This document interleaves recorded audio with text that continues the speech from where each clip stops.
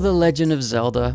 It's not a secret that I'm a huge fan of the series. Each game has unique new items, places, and secrets to discover, along with each new story loosely connected through the really f***ed up Zelda timeline. Every game in The Legend of Zelda tries to tell a different story, and most are pretty entertaining and have rich lore depending on how deep you are willing to go. On top of the gameplay, I love the Zelda lore and the stories each game tells with their own twists and additions to the Zelda universe. Even if the timeline is this messed up, it's still interesting to me. Now, everyone that likes to be entertained enjoys a good story. I am no different. It's honestly one of my favorite parts about reading books, watching movies and videos, and of course playing video games. There are very few things more enjoyable than a good story, but what makes a good story great is usually the characters and the writer's ability to help the audience connect with them. Now, the main character in the Zeldaverse is our green hat wearing friend here, Link. Yes, the Peter Pan looking dude is Link, not Zelda. Link is one of my favorite characters in video games, but he is really hard to connect with and relate to. He sometimes feels like one step above a dead guy. Most animals show more personality than Link does, not to mention he doesn't even talk. Aside from some screams, yells, and gasps, you don't get much from him. That is because you, the player, are supposed to put yourself in Link's shoes. You are the hero. And yes, this stiff man who shows little to no emotion most of the time is secretly a player who gets all the ladies. Let it be known that I've always been a Zelda Link shipper. A Zink, or Lelda, if you will. Breath of the Wild was great because you get to see Link and Zelda's relationship develop, albeit through flashbacks, but it still counts. Just another reason why I loved Age of Calamity was because we got to see more of the Breath of the Wild story, which I really quite enjoyed. Skyward Sword depicted a very cute love story between Link and Zelda, and is still one of my favorites. In Twilight Princess, Link had a different lover, with Zelda taking a backseat in the story, but I still enjoyed it. And in Ocarina of Time, a lot of people debate whether Link ends up with Zelda or Malon, the ranch girl. I, of course, pick Zelda, as always, but in the game, we don't see much of Link and Zelda's relationship. They have very few interactions as it is, and me being the sucker for romance that I am, I want it. I want more of Zlink, or Lelda. That is where the next part comes in. This isn't a video about who Link gets to take to the Sacred Realm at the end of each game, but about additional media to the story. Did you know that there are Zelda mangas out there? I did not, however, until earlier this year, and it turns out that they are pretty good. So in today's episode, we are talking about how the Ocarina of Time manga and game depict certain things better than one another, as well as complement and enlighten each other. This is The Legend of Zelda Ocarina of Time manga versus game. Also, major spoilers for the manga and game story. One important aspect of storytelling, as mentioned earlier, is characters. In the game, Link has pretty much no personality and doesn't really emote all that often. But in the manga, Link comes to life. For one, Link actually talks, and you may think that that might be a little weird having Link speak, but it didn't bother me at all. It was actually quite enjoyable seeing Link's personality come to life, along with seeing how he interacts with other characters. I understand that Link is supposed to be the player, but I never really feel like in games that I become said character.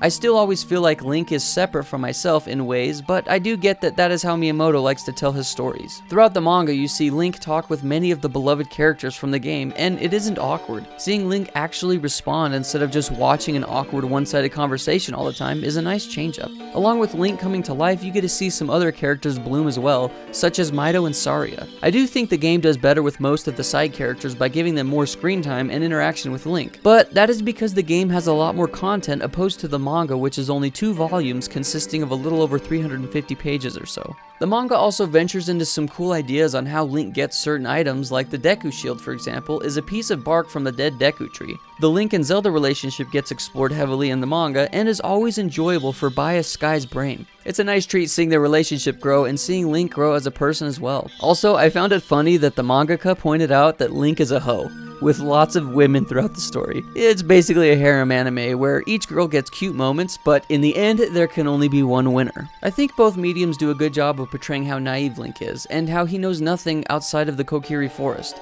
More so the manga, but in the game it's kind of implied. In the manga, you get a glimpse of how Link interacts with the world and how unfamiliar he is with everything. He knows little to nothing when he first ventures out into Hyrule Field and beyond. He doesn't grasp the concept of buying food, he just takes it.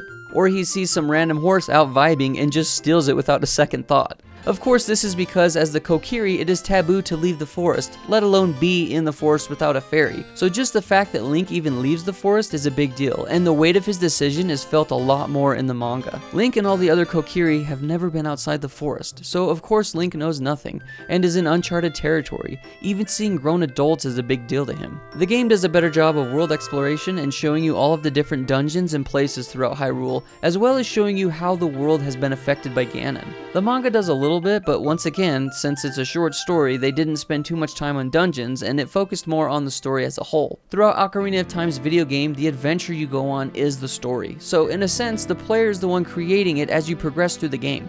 In games like Breath of the Wild, it's more prevalent in a sense that most players won't have the same experience because of how vast and open the world is, with no specific way to play the game. In a game like Ocarina of Time, it's less so that way because even though it is an open world adventure game, it still feels pretty linear, which isn't a bad thing. Even though the adventure is the story in Ocarina of Time, through the subtext there is still a very deep and dark story being told. The manga takes the main story beats from the game and the subtext and lays the story out for the reader, focusing entirely on Link and his journey. There are many touching moments in the manga where we see Link's emotions bleed through, along with seeing how Link has been affected by Ganon's evil. In the manga, Volvagia, the fire-breathing dragon in Death Mountain, was actually Link's friend when they were younger. But Ganon took control of Volvagia and Link ended up having to kill him. But it wasn't that easy, to the point where Link almost died because he didn't want to kill his friend. After this devastating moment for him, you get to see Link super pissed off. Both the game and the manga do a good job of portraying how sad Link's life is. On the surface, it looks like a happy ending and all is well, but it isn't. Link loses everything. Friends, his childhood, and most importantly, time. All may be well in Hyrule, but the hero of time is left with scars from all the horrible things that he witnessed. Once Navi leaves, he can no longer enter the Kokiri forest without becoming a Stalfos, so all of his childhood friends he will never see again. As for what Link does do, he immediately goes to find his love, Princess Zelda. The writer did a good job of showing how much Link loves Zelda, and I believe it's safe to say that Zelda wins in this battle of Best Girl. Although the manga isn't canon, it was still a fun read and does a good job of bringing Link to life and exploring his journey of Hyrule along with how he interacts with its characters. If you are like me and enjoy the stories of The Legend of Zelda and want more of it, I would recommend reading through the manga. There are 2 volumes of Ocarina of Time as well as a Legendary Edition, which are both put together in one book, along with some bonus stories and colored pages in the front. I really enjoyed reading through the Ocarina of Time manga and would recommend it to any Zelda fan out there. And finally, I can rest my head at night knowing that Miyamoto gave his stamp of approval on Zelda being the best girl in the manga. Hashtag Team Zelda. Thank you guys for watching this episode. If you enjoyed it and want to see more Zelda manga versus game, or any manga versus whatever, let me know down in the comments. Feel free to check out our Patreon, always appreciate the support, and as always, keep it rad.